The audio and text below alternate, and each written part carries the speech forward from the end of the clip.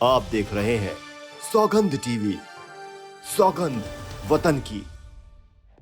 वीर नारियां हैं जिनके पति ने 1 साल या 2 साल 3 साल की में देश की सीमाओं के ऊपर शहीद हुए हैं, देश की रक्षा करते हुए। उन वीर नारियों को पर इसमें वन रैंक वन पेंशन में कोई फ़ायदा नहीं हो रहा। सैनिक विधवाएं हैं, वीर जो हमारी सबसे 7.5 लाख सैनिक विधवाएं हैं, उनको ज़्यादा कोई बेनिफिट नहीं हो रहा, 500-600 को हो रहा।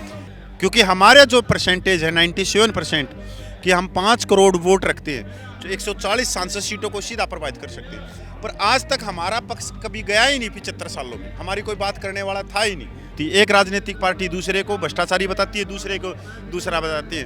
इन पार्टियों ने तो 140 करोड़ लोगों का रहना सहना सब कुछ इन्होंने दूबर कर रखा है। नमस्कार, आप देख रहे हैं सौगंध टीवी और मैं हूं रौनक कुमार। पिछले 174 दिनों से चल रही है ओल्ड पेंशन योजना को वापस लाने की मांग। हमारे साथ एक पूर्व सैनिक हैं, उनसे हम जानने की कोशिश करेंगे कि आखिर उनकी सरकार से क्या मांगे हैं। आइए हम बात करते हैं। सबसे पहले तो मैं सौगंध टीवी आपको और भाई जो भी आपके दर्शक हैं मैं उनका धन्यवाद करता हूं। सबसे पहले आपने जो प्रश्न पूछा कि ओल्ड पेंशन, सर हम भारतीय सेनाओं से हैं, हमारा ओल्ड पेंशन से ज़्यादा वो नहीं है। हमारी पेंशन है मौजूद और आज भी है। ओल्ड पेंशन वाले अलग हैं। तो हमारी जो भारतीय सेनाओं में जो निचले रैंक के सैनिक हैं, जवान जैसे, वो 97% होते हैं, और अपर रैंक के जो सैनिक होते हैं, जो जिसको आप कर्नल जनरल बोलते हैं, ऑफिसर बोलते हैं, वो 3% होते हैं। हम 97% 20 फरवरी से यहाँ पर जंतर मंतर के ऊपर सांकेतिक धरना चलाए हुए, और हमारी जो पेंशन में पे पेंशन में बहुत बड़ी विसंगतियाँ हैं। मैं जो वन रैंक वन पेंशन का आपने नाम सुना होगा, जो माननीय मोदी जी ने 15 सितंबर 2013 को रेवाड़ी रैली से घोषित किया था, उसके अंदर पहली वाली वन रैंक वन पेंशन में 52,500 करोड़ रुपया, और सेकंड जनवरी 2023 के अंदर घोषणा की गई है, उसके अंदर तकरीबन 23,000 करोड़ रुपये से ऊपर दिया है, मतलब टोटल मिला के 65,000 करोड़ रुपया। पर वो 97% के हिस्से में ना आके वो पैसा गया कहाँ, उसी चीज़ को हम पूछने के लिए आए हुए। क्योंकि उसके ऊपर कोश्यारी कमेटी जो कहती है कि जो कम उम्र में जो रिटायरमेंट आए हैं सैनिक वन रैंक वन पेंशन पे, उनका ज़्यादा हक है। पर यहाँ पे उल्टा हो गया। यहाँ पर जो 58 से लेकर 60 साल तक की नौकरी करते हैं, उनको वन रैंक वन पेंशन का सबसे ज़्यादा लाभ दिया गया, 5-5 लाख रुपए का एरिया। जो कम उम्र में रिटायरमेंट आते, क्योंकि सेनाओं को जवान रखना है, तो कम उम्र में मतलब 35, 36, 34 की उम्र में पूर्व सैनिक आ जाता है रिटायरमेंट सैनिक, वो वन रैंक वन पेंशन से बाहर कर दिए गए प्रीमेच्योर। ये बड़ी है। आपके चैनल के माध्यम से पूरे देश को भी बताना चाहता हूँ कि जो माननीय प्रधानमंत्री चिल्ला चिल्ला के कहते थे कि हमारे जो छोटे रैंक के सैनिक हैं उनको वन रैंक वन पेंशन मिलेगी, तो इन्होंने 20 जनवरी 2023 में उनको बाहर कर दिया गया। जो वीर नारियां हैं जिनके पति ने 1 साल या 2 साल 3 साल की में देश की सीमाओं के ऊपर शहीद हुए हैं, देश की रक्षा करते हुए, उन वीर नारियों को पर इसमें वन रैंक वन पेंशन में कोई फ़ायदा नहीं हो रहा। इसके बाद में जो जेसीओ रैंक है, जूनियर कमीशन ऑफिसर, जिसको हम सेना की रीढ़ की हड्डी बोल सकते हैं, उनको वन रैंक वन पेंशन से बाहर कर दिया गया। उनको 1 रुपये की बढ़ोतरी नहीं। सैनिक विधवाएं हैं, वीर जो हमारी सबसे 7.5 लाख सैनिक विधवाएं हैं, उनको ज़्यादा कोई बेनिफिट नहीं हो रहा, 500-600 को हो रहा। एक चीज़ तो ये। दूसरी बात, जो डिसेबिलिटी पेंशन है, अगर एक जवान बॉर्डर के ऊपर खड़ा है और एक ऑफिसर बॉर्डर के ऊपर खड़ा है और दुश्मन से लगवा ले रहा है, दुश्मन की बम ब्लास्ट में आ गया, कोई बम गिर गया और दोनों ही घायल हो गए, दोनों के हाथ चले गए, तो आपको वो होगा कि भाई ऐसा कैसे हो सकता है। मतलब अचंबा मानोगे आप भी कि जो सैनिक को तो डिसेबिलिटी जो पेंशन है, वार इंजरी, वो 18,000 रुपये पर मंथ मिलती है, वहीं पर अधिकारी को मिलती है 2,52,000 रुपये। मिलिट्री सर्विस पे है, जो एक रिस्क भरता है, जो सेना के बॉर्डरों पे खड़ा होने का है।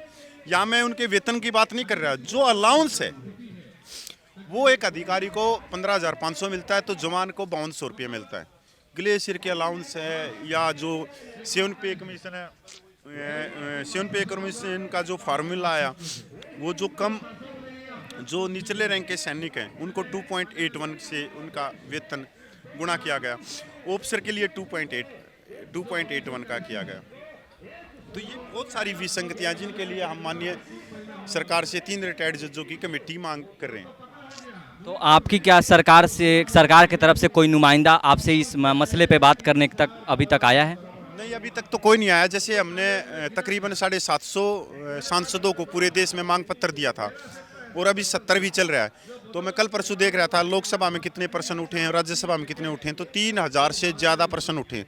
पर हमारा सैनिकों का किसी ने भी प्रश्न नहीं उठाया, चाहे सत्ता हो चाहे विपक्ष हो, सब ये एक ही सिक्के के दोनों पहलू हैं। ये जब इलेक्शन आते हैं, जब तो ये भारतीय सेनाएं जिंदाबाद, मेरा जवान बड़ा बहादुर है, मेरा जवान ने ये कर दिया, दुश्मन देश के छक्के छुड़ा दिए, ये कर दिया, हम तो सिर्फ इनकी वोट देने के लिए आए। पर इनको जो संविधान बोलता है समानता का अधिकार देता है, अधिकारों का अधिकार देता है कि आर्टिकल 14 से लेके 19 तक, वो इन्होंने सब, तो हम तो अपने अधिकारों के लिए आए हैं कि समानता के लिए आए। गौरतलब है कि 2014 की चुनाव से पहले प्रधानमंत्री नरेंद्र मोदी ने कहा था कि जब हमारी सरकार बनेगी तो 1 रैंक 1 पेंशन योजना हम चलाएंगे। तो क्या आप लोगों की ये मांगे और क्या सरकार ने इस योजना पे कोई पहल की है अभी तक? सर, सरकार ने 1 रैंक 1 पेंशन दिया, उसका हम सरकार को धन्यवाद कर रहे हैं। पर सरकार रही दबाव में, वो रही रिटायर्ड लॉबी के दबाव में और आज भी दबाव में, क्योंकि हमारा जो परसेंटेज है 97% कि हम 5 करोड़ वोट रखते हैं, जो 140 सांसद सीटों को सीधा प्रभावित कर सकते हैं।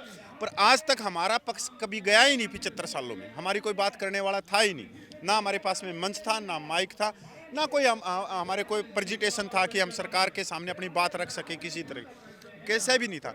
हमारी जो बात रखते थे, हमारी जो संख्या बल दिखाते थे, वो दिखाते थे रिटायर्ड लॉबी, वो अपना फायदा करवा ले जाते और हम वहाँ पे दरी कुर्सी जिंदाबाद के नारे लगाते रह जाते। इसी कारण से हम सरकार के सामने अपनी मांग लेके आए। अब की बार पहली बार ऐसा हो रहा है कि जवान जेसीओ जो पूरे सैनिक हैं वो खुद अपनी मांग सरकार तक पहुँचा रहे, खुद मंचों का संचालन कर रहे हैं, खुद नेतृत्व करें। और ऐसा नहीं है, ये आप 15-20 जो पूरे सैनिक देख रहे हैं, ये सांकेतिक है। यहाँ हम ना तो हम प्रशासन का भी सहयोग करते हैं, प्रशासन के सहयोग से हम कि हम 10-15 आदमी रखते हैं। यहाँ से कोई कॉल होती है तो पूरे देश में जाती है। जब हमने संख्या बल दिखाना होता है तो हम यहाँ संख्या बल दिखाते हैं लाखों में। 20 फरवरी का भी संख्या बल था और 23 जुलाई का भी यहाँ संख्या बल था, बहुत ज़्यादा। उससे पहले जुलाई का प्रोग्राम मई का घोषित किया गया था पूरे देश में, कलेक्टर के माफिक, फिर सांसद के माफिक, फिर भूख हड़ताल, मतलब पूरे बड़े प्रोग्राम। क्या आप सभी लोगों के सामने ये समस्या आ रही है कि देश के लोकतंत्र के मंदिर में आपकी बातों को पहुंचाने वाला कोई नुमाइंदा नहीं है अभी तक?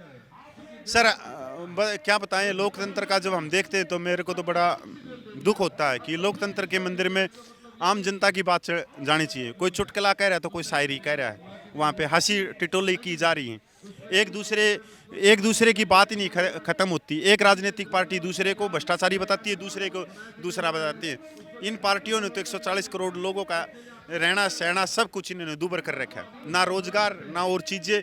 जब यहाँ 6 महीने से पूर्व सैनिक बैठे हैं पूरे देश के, जिन्होंने 62 का 65 का 71 का करिगल का युद्ध लड़ा है और देश को जीत दिलाई है और देश का सीना पूरे संसार में चौड़ा किया, उन सैनिकों की ये बात नहीं कर रही, तो ये भी बड़ा दुर्भाग्य की बात है। आप खुद देख सकते हो, अभी जुलाई में 26 जुलाई का करिगल दिवस था और साथ के साथ में 15 अगस्त आ रहा है।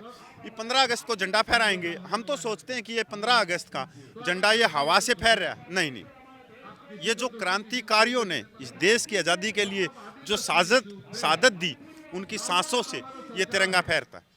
जो इस देश की आज़ादी रखने के लिए कि 47 से लेकर 2023 तक जो देश के लाखों सैनिकों ने इस देश की आज़ादी के लिए कुर्बानी दी है, उनकी सांसों से तिरंगा झंडा फहराता है। नेता तो 1 मिनट में खींच के चला जाता है। अभी आप नेताओं को देखो तो इनका घर का कोई, मेरे हिसाब से तो इनका देश के ऊपर कोई एक बंदा भी शहीद नहीं हुआ, कोई बेटा, कोई नौकर, कोई भी नहीं हुआ। बात करने के लिए आपका बहुत बहुत धन्यवाद। उम्मीद करूंगा आपकी मांगे जो है पूरी हो जाए। आप सुन रहे थे एक पूर्व सैनिक को कैसे वो अपनी मांगों को लेकर के जंतर मंतर पर धरना दे रहे हैं।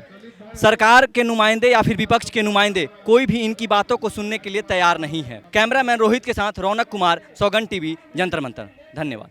आप देख रहे हैं सौगंध टीवी, सौगंध वतन की।